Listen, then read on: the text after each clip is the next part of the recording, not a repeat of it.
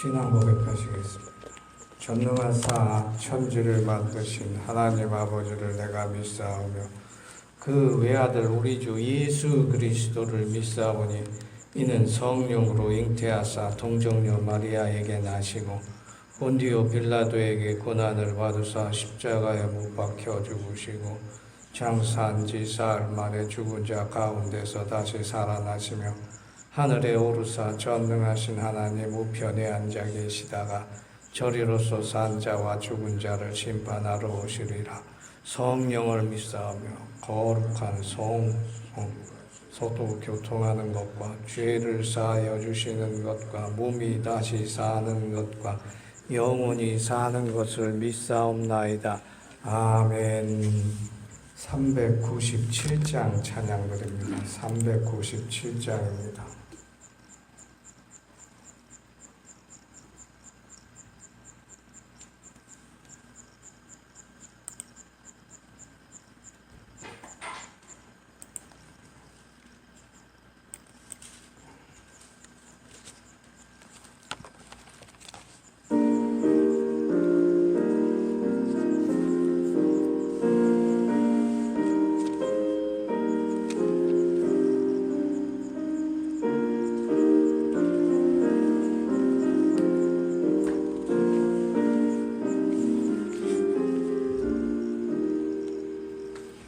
주 사랑 안에 살며 두려움 없으며 그 사랑 변함없어 늘 마음 편하다. 적박한 거라 저도 내 마음 주 나의 곁에 계셔 없는 것 없어라. 주 나의 목자시니 부족함 없으며 주 인도하는 대로 늘 따라가리라. 그 뒤에 너를 깨쳐 내 앞길 밝히니 나 주의 길을 따라 주 함께 살리라. 저 넓고 푸른 들판 내 앞에 열리고 그 검은 구름 거쳐 새 하늘 보인다.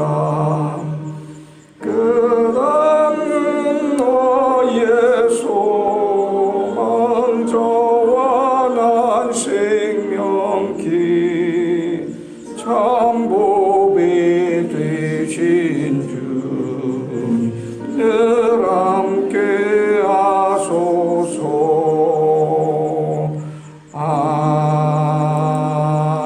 아멘.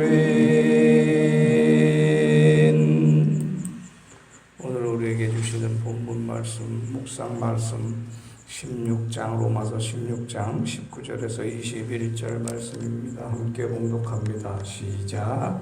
너희 순종함이 모든 사람에게 들리는지라. 그러므로 내가 너희로 말미암아 기뻐하노니 너희가 선한데 지혜롭고 악한데 미련하기를 원하노라. 평강의 하나님께서 속히 사탄을 발 아래서 상하게 하시리라. 우리 주 예수의 은혜가 너희에게 있을지어다. 아멘.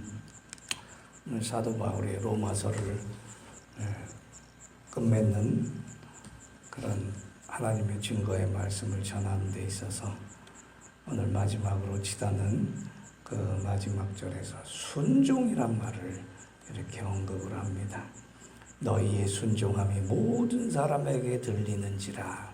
로마 교회가 하나님께 순종한다고 하는 것을, 순종 잘한다는 것이 전 세계 교회에 많이 알려진 것 같습니다. 그러면서 부탁하기를 너희가 선한데 지혜롭고 악한데 미련하기를 원하노라 하면서 하나님께 대한 순종의 그 신앙을 다시 한번 우리에게 일깨워주고 있습니다. 오늘 그것을 묵상할 텐데, 우리가 불순종은 하나님의 능력과 하나님의 은혜를 가로막는 높은 담벼락이요 철의 장막 같은 것임을 알고 있는지도 잘 모르겠습니다. 아담과 하와가 불순종하여 죽을 수밖에 없는 운명이 되었어요. 평생 땅에서 땀을 흘리고 살아가는 고생을 해야 되고, 또 아이를 낳는 고통을 통해서 여자에게는 또 아이를 낳을 때마다 엄청난 고통을 겪어야 하는 것이지. 불순종이 이것과 연관되어 있다 쉽게 알지 못하는 사람들 많이 있어요. 순종, 불순종 평생 신앙생활에도 그것이 헷갈릴 때가 많이 있습니다. 그런데 제가 순종과 불순종 이야기할 때마다 수학적인 공식이 있다는 거 여러분에게 알려드리고 싶어요. 즉, 순종하는 것은 생명이고 축복이고 기쁨인데, 불순종하는 것은 생의 사망이고 고생이고 온갖 고초라고 하는 이 공식 말입니다. 매일 우리는 1 더하기 1은 2다, 1 더하기 1은 11이다, 이상한 수학적인 공식을 내세워가지고 세상을 혼란스럽게 만들지만, 또 믿지 않는 사람들이야 신앙을 이리저리 재고, 믿는 것을 손익계산서 만들고 수익계산서 만들고, 이 교회 가면 보험 상품 얼마나 팔 수 있겠다, 저 교회 가면 자동차 1년에 몇 대 팔 수 있겠다, 이 교회 가면 우리 그 음식점이 잘 되겠다, 심지어 국회의원 선거하면 표가 여기서 얼마 나오겠다. 매번 그런 사람 하는 사람들이 교회에 가득하단 말입니다. 우리 성도교회처럼 순전하게 예수 믿는 사람 없어요. 세상 교회 가만 둘러보면은. 세상 공식은요, 그래요. 내가 얼마 내면 얼마 받고, 내가 얼마 출석하면 얼마나 무슨 이득이 있다. 근데 하나님께 순종하는 것은 그런 계산할 필요가 없다는 거예요. 그게 수학 공식이에요. 순종하면 못 받아. 불순종하면 고생하고 힘들어요. 이 공식을 사람들이 잘 모른단 말입니다. 아이가 군대에 가 있으니까 군대 생각을 또 많이 합니다. 군대에서 명령에 복종하는 게 최고잖아요. 여러분, 싸움에서 용맹한 군대, 용감한 군인이 이긴다? 절대 안 그래요, 여러분. 용감한 군인이 이기는 거 아니에요. 복종하는 군인이 이기는 거예요. 상관에게 복종하는 군대가 이긴단 말이죠. 군대라는 것 자체가 그래서 명령의 최고의 목표를 두잖아요. 무조건 명령에 복종해야 되고, 그래서 명령에 복종하기 위해서 계급을 둔 거예요, 다. 근데 이 명령에 복종하지 않은 군대를 우리가 오합지졸이라고 그러는데, 오합지졸. 명령 체계가 제대로 되어 있지 않으니까 모든 싸움에서 지는 거예요. 작전은 상관인 장군이 하잖아요. 그 장군의 일사불란한 그 지혜로운 그 군대 작전에 따라 일사불란하게 움직일 때 이게 이기게 되는 것이거든요. 용감한 것은 그 다음이라고 하는 것입니다. 하나님의 신앙에 있어서도 하나님께 순종하지 않는 신앙, 지는 신앙, 패하는 신앙, 멸망하는 신앙인데, 이것이 무슨 신앙이에요? 순종하지 않는 신앙이에요. 하나님께 순종하지 않는 신앙. 이 세상에서 사악한 권세와 현실에서 예수 그리스도 이름으로 승리하려면 순종해야 돼요. 하나님의 말씀에 순종해야 된단 말이에요. 근데 예수를 믿고 하나님 믿는데 순종하지 않는 신앙을 가진 사람이 많아요. 호세아서 6장 6절에 보면 순종이 제사보다 낫고, 또 번제가 하나님을 아는 것, 번제가 하나님을 아는 것보다, 하나님이 아는 것이 번제보다 더 중요하다 그랬어요. 우리가 하나님 앞에 거짓 제사 드릴 수 있어요. 오늘 하나님 앞에 거짓 제사 드리는 사람들이 얼마나 많습니까? 마음에는 미신과 주술을 품고, 마음에는 세상에 가득하면서 그렇게 하나님 앞에 나와 예배 드린단 말이에요. 하나님은 우리의 모든 것을 받기를 원하신다고 말씀드렸습니다. 로마서 12장 1절에서 너희를 하나님의 거룩한 산 제사로 드리라 그래요. 하나님의 기뻐하시는 거룩한 산 제사로 너희 온 몸을 말입니다. 예수 주님께서 말씀하셨어요. 마음을 다하고 목숨을 다하고 뜻을 다하고 힘을 다하여 너희 하나님을 사랑하라. 이런 마음이 순종하는 하나님에 대한 순종하는 믿음이지요. 우리가 어떤 사람의 믿음을 그 사람의 교회 잘 나오는가 하는가 이걸 보시는 게 아니라 그 사람이 하나님께 순종하고 사는가 아닌가 이걸 봐야 그 믿음을 알 수가 있는 것입니다. 순종이 믿음보다 먼저인 것을 여러분 아시길 바랍니다. 순종하지 않으면 왜냐하면 순종하지 않으면 믿을 수 없거든요. 그러니까 순종하지 않으니까 내가 그래도 예수 믿는다 그러면 그 사람 그 믿음이 거짓 믿음이겠죠. 요즘 많은 교회 목사님들도 그래요. 순종하고 믿을 순종하지 않고 순종하라고 그렇게 말하는 것이 아니라 무조건 믿으면 된다. 무조건 믿는. 하나님께 순종하지 않는데 무조건 믿는다고 그게 되겠습니까? 나는 여러분 일상에서 우리의 믿음이라는 것이 교회에 잠깐 나와서 예배 드리는 거 그것을 뭘 할 수 있겠어요? 지난번 시차례 갔더니 이웃집 여자 전도사님께서 자기 초등학교 아이가 둘이 있고 중학교 다니는 아이들이 주일학교에 3명이 있는데 이렇게 가르치고 싶고 저렇게 가르치고 싶다고 이야기를 합니다. 그래서 제가 코치해 드렸어요. 일주일에 1시간 나오고 일주일에 10분 예배 드리고 5분 설교 듣고 그게 무슨 영적으로 변화가 되겠느냐. 일상이 바뀌어야 되지 않느냐. 우리 일상생활에서 하나님께 순종하고 하나님께 거룩한 산제사, 하나님의 기뻐하신 제사를 몸으로 드려야 된다는 것이 사도 바울의 주장이라는 것입니다. 증거라는 것입니다.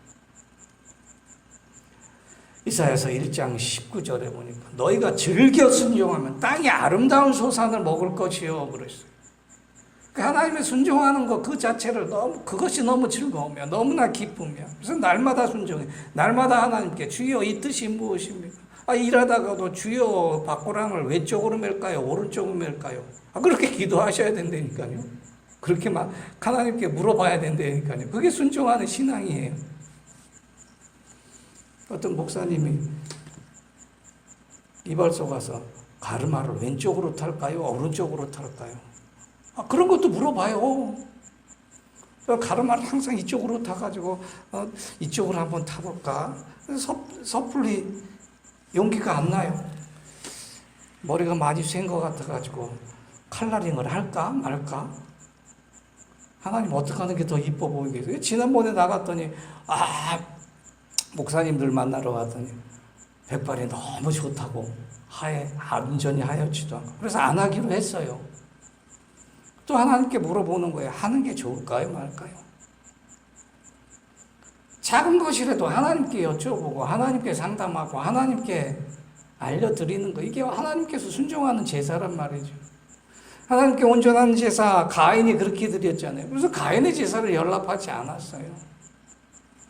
사도 바울이 순종에 대한 2가지 부교를 합니다. 순종하려면 선한데 지혜로워야 한다. 선한데 지혜롭다는 것이 무엇일까요? 선을 행하는데 항상 빠르고 항상 먼저 해야 되고 항상 급히 해야 된다는 거예요. 우리 옛날부터 착하게 살아라. 선한 사람이 되어라. 이 소리 너무 들었어요. 착한 사람이 뭔가 나중에 커서 알고 봤더니 하나님을 온전히 알게 돼서 신학교 가서 목사가 돼서 알고 봤더니 하나님께 순종하고 살라는 것이구나. 그래서 하나님께 순종하고 살기 위해서 하나님이 시키시는 외에 하나님이 이리 가라 저리 가라 하기 전엔 절대 내 마음대로 결정하지 않아요. 기도는 할 수 있어요. 근데 하나님께서 정하시니까 계속 앉은 곳에 있는 거예요. 다음 명령 떨어질 때까지. 선교사 떠나올 때도 그랬어요. 하나님께서 부르심이 있기에는 이 장막, 이 밀림 속 아무것도 없는 곳에 떠나지 않겠나이다. 그게 요새 기도였단 말이에요. 그래서 하나님이 명령하셨잖아요. 지도 성도교회로 가라. 그래서 온 거예요. 그게 순종이란 말이죠. 마태복음 10장 16절에서 너희는 뱀과 같이 지혜롭고 비둘기와 같이 순결하라 하였어요. 뱀은요 자기가 잡아먹을 그 양식을 위해서 쥐 한 마리를 잡아도 지혜롭게 합니다. 지혜롭게 기어다녀요. 선한 것을 지혜롭게 하라는 것을 왜 뱀에 비유했을까? 뱀이라는 것은 아담과 이브를 유혹한 그런 동물인데도 말입니다. 그것은 불의한 재판관을 칭찬하시는 주님께서 세상 사람들이 너희보다 낫다는 거예요. 세상 사람들이 재물에 순종하고 세상 사람들이 권세에 순종하고 세상 사람들이 세상 원리에 순종하는 것이 너희들보다 낫다는 거예요. 우리가 부끄럽잖아요. 그래서 날마다 순종도 강조하는 거예요. 저 목사님 오늘 또 순종을 강조하네. 순종 외에 믿음이 뭐가 있겠어요? 하나님께 순종하면 복 주시는 거예요. 자식이 부모에게 순종하면 용돈도 많이 주는 거고 자식의 사업도 열어주고 돈도 주고 집도 사주잖아요. 하나님께 순종하면 이보다 더 큰 일이 생긴다는 것입니다. 하나님께 순종함으로 여러분의 축복을 이루시는 성도 여러분 되시기를 오늘도 간절히 축원합니다. 잠언 2장 20절 보니까 너희가 지혜로 선한 자의 길을 행하게 하며 또 의인의 길을 지키게 하리니. 선한 자의 길은 다른 게 없다는 거예요. 하나님께 순종하고 하나님 일을 먼저 생각하는 거예요. 지혜롭게 생각하는 거예요. 그게 지혜로운 거예요. 사무엘상 18장 14절에 보니까 그 모든 일을 지혜롭게 행하니라 여호와께서 그와 함께 계시는. 지혜롭게 사니 여호와께서 그와 함께 계신다는 게 지혜롭게 하나님을 생각하니 여호와께서 항상 그와 함께 계시는 거예요. 요셉을 보니까 보디발이라든가 간수장에 보니까 여호와께서 함께 하심을 보고 여호와께서 그와 함께 하시니 그가 형통한 자가 되었더라.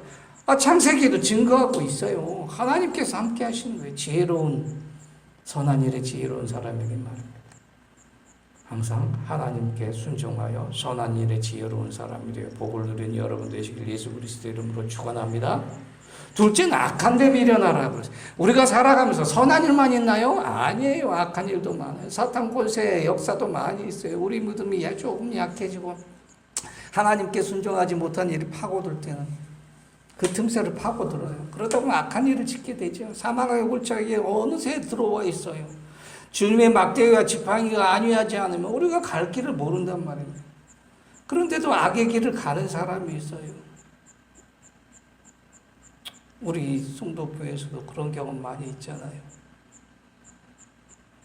요한삼서 1장 11절을 보니까 사랑하는 자의 악한 것을 본받지 말고 선한 것을 본받으라. 선을 행하는 자는 하나님께 속하고 악을 행하는 자는 하나님을 배웁지 못하느니라. 놀라운 것은 하나님께 순종하여 선을 행하는 사람은 날마다 하나님을 바라본다. 하나님을 볼 수가 있다는 거죠. 하나님이 선하시기 때문에 선한 사람만 보여요. 세상 속담에도 부처 눈에는 부처만 보이고 돼지 눈에는 돼지만 보인다 그랬잖아요. 우리가 외출할 때 어떤 잔치에 갈 때 아주 화장을 예쁘게 하고 옷도 잘 입고 또 남자들은 이발소 가고 여자들은 미장원 가고 특히 집안의 행사 있을 때 그러잖아요. 눈에 띄어야 되잖아요. 그래서 잔치에 참석한 사람들이 그 사람이 주인공이라는 걸 알아본단 말입니다. 하나님께서도 하늘에서 하늘보좌에서 우리를 내다보셔요. 내 인생의 이 세상의 주인공이 누군가. 하나님은 옷 잘 입고 머리에 띠를 띠고 금가락지를 차고 이런 것을 보시는 게 아니라 선한데 지혜로운 사람, 순종하는 사람이 먼저 눈에 띄는 거예요. 먼저 눈에 띄는 사람이 하나님께서 축복하시는 거죠. 성숙한 사람은 그래서 보이는 세상의 악한 일보다 보이지 않는 하나님의 선한 일을 하려고 애를 씁니다. 그리스도 신앙에는 보이는 것보다 믿음으로 보이지 않는 것 소망하고 기뻐하는 것이죠. 하나님의 순종은 보이지 않는 거예요. 그러나 세상에서 누리는 권세와 영화는 보이는 것이잖아요. 하나님이 어느 것을 보피 기뻐하시겠어요? 고린도후서 4장 18절에서 우리의 돌아보는 것은 보이는 것이 아니요 보이지 않는 것이. 보이는 것은 잠깐이요 보이지 않는 것은 영원함이니라 그랬어요. 하나님께 순종하는 것이 사탄 마귀 권세에서 승리하고 모든 사악한 우리 생활에서 승리하는 비결임을 잊지 마시기 바랍니다. 그래서 선한 일은 제일 먼저 하세요. 악한 일은 제일 나중에라도 하지 마시고 생각도 하지 마시라는 것입니다. 하나님께서는 선한 우리를 바라보기를 원하세요. 선한 우리를 먼저 발견하시고 복을 주신다고 하는 것입니다. 항상 하나님께 순종하고 선한 데 지혜롭고 악한 일은 생각도 마음에 두지 않는 여러분 되셔서 오늘도 우리의 가정과 기업과 일터에 우리의 건강 위에 또 우리 자녀들 위에 하나님께서 함께 하신 은총으로 복을 누리신 우리 지도 송도교회 여러분 되시기를 예수 그리스도 이름으로 간절히 축원합니다. 기도하겠습니다. 하나님 아버지 감사합니다. 오늘 이 새벽 아버지 하나님 우리 신혜순 집사님을 위해서 기도합니다. 믿지 않는 아들을 들고 평생 기도하며 그 마음이 아버지 하나님 시리에 빠져 아버지 하나님을 원망도 하고 아버지 하나님께 더 의지하고자 또한 아버지 하나님 오늘 자식을 보내는 그 어미의 마음을 주님 위로하여 주시옵소서. 저희에게 귀한 본이 되어 또 저희가 자손들을 위해서 더욱 기도하고 믿음으로 살아갈 수 있도록 잘 가르치고 본이 되어 아버지 자식들에게 하나님의 축복을 알려주는 믿음의 조상이 될 수 있도록 저희를 인도하여 주시옵소서.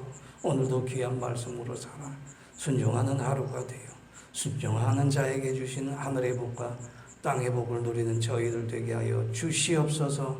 감사드리오며 예수 그리스도 이름으로 기도하옵나이다. 아멘. 주의 기도로 마칩니다.